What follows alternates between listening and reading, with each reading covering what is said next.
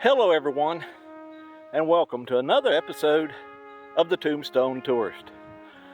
I'm here in Lakeview Cemetery in Cleveland, Ohio, and I'm just amazed at the amount of very ornate monuments and cemetery art that is available in this cemetery. And I'm going to be visiting in just a minute the final resting place of one of the 20th century's most successful businessmen. And here at this tall obelisk is the family plot of the Rockefeller family.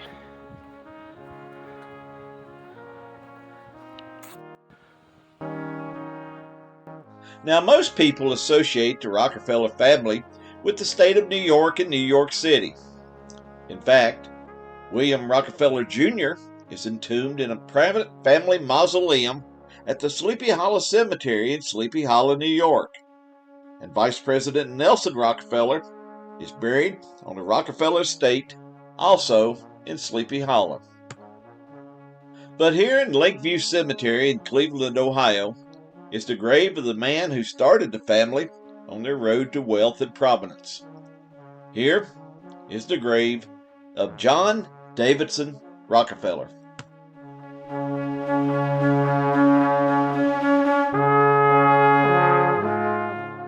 John D. Rockefeller was born on July 8, 1839 in Richford, New York.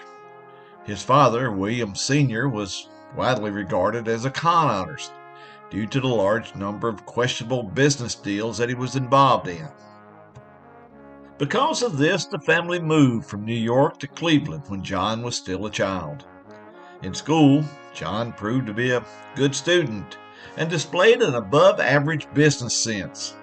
In fact, he started his first enterprise when he was still a young teenager, selling goods and lending money to friends and charging them interest. This was only a preview of things to come.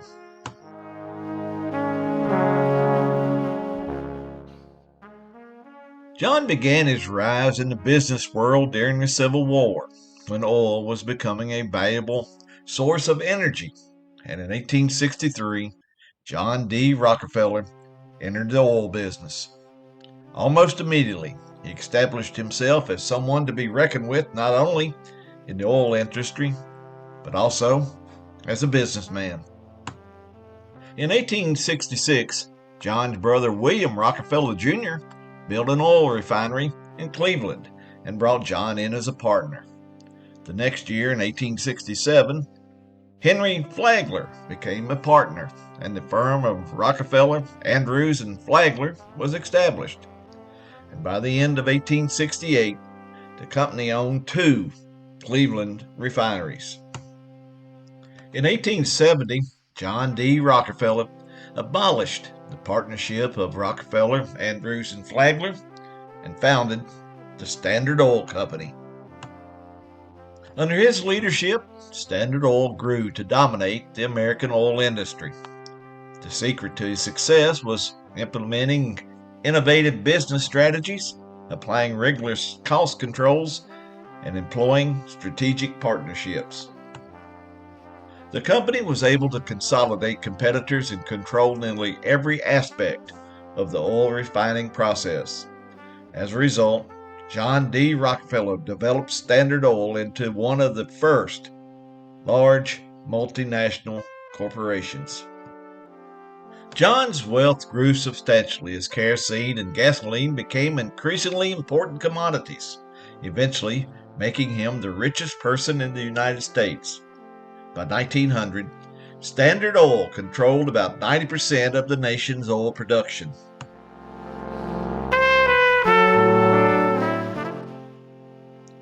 Standard Oil had become such a powerful force in the American economy that in 1911 the Supreme Court ruled that Standard Oil must be dismantled for violation of federal antitrust laws.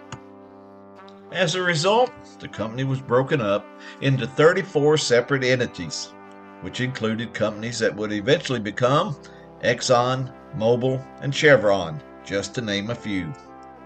Consequently, John D. Rockefeller became the country's first billionaire with a fortune that was worth nearly 2% of the nation's economy.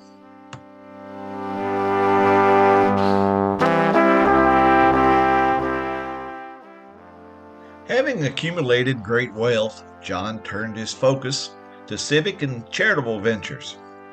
He established several major foundations, including the Rockefeller Foundation, which supported education, public health, scientific research, and the arts. He was also the founder of the University of Chicago. His charitable giving set new standards in America and throughout the world.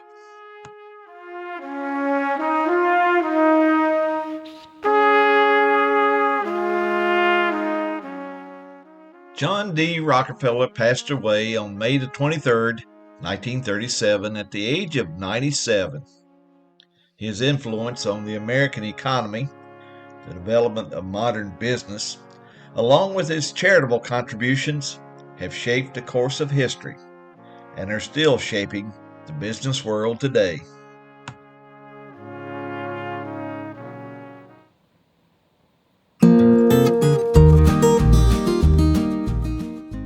Well, that brings me to the end of this video.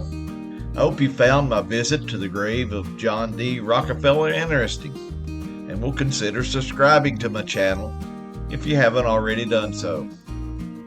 Now, until next time, please remember, life is a wonderful journey. Be sure to take time and enjoy it, and I'll see you down the road. So long, everybody.